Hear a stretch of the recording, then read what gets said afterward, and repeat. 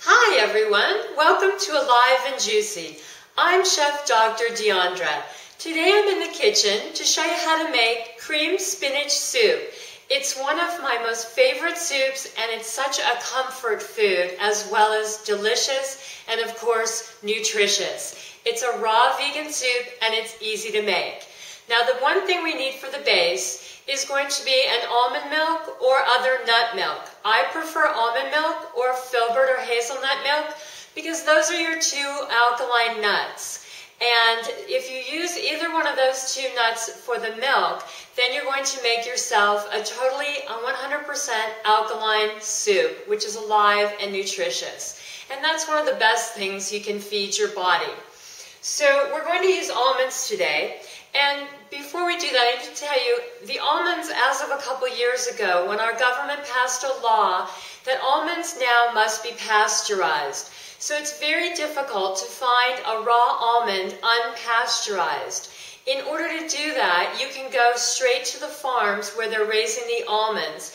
And on the West Coast, a good source I've found for an organic almond is called Organic Pastures. They're in Northern California.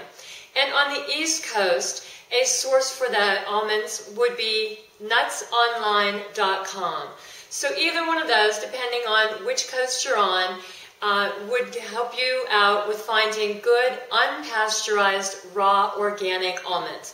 So now we've soaked the almonds, we've measured the almonds, and we've gotten ½ a cup for this recipe. We've soaked them 6 to 8 hours or overnight in pure water so that they plump up.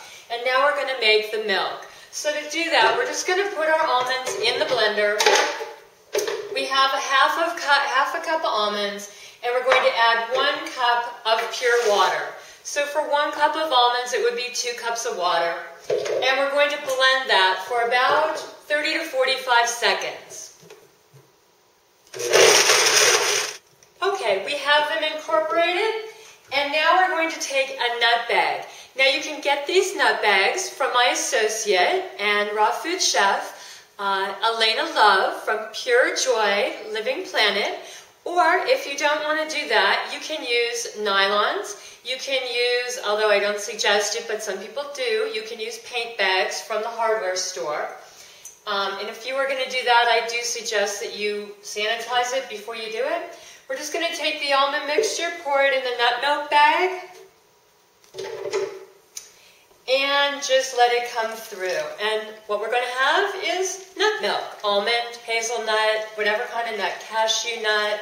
You can use a mixture of different nuts. Oftentimes I'll use cashews with the almonds, or a few Brazil nuts with almonds or cashews. They're all very delicious. It's just, totally up to you. Although again, your hazelnuts and your almonds are going to be your 2 alkaline nuts, and therefore the 2 nuts that are going to give you the most nutritional benefit. Now, be sure that you save your almond pulp, because you can use this almond pulp to make your chocolate almond cookies. And you can watch my other video on how to make quick chocolate almond cookies using this nut pulp. So there you go. We have the almond milk. We're going to measure out 1 cup.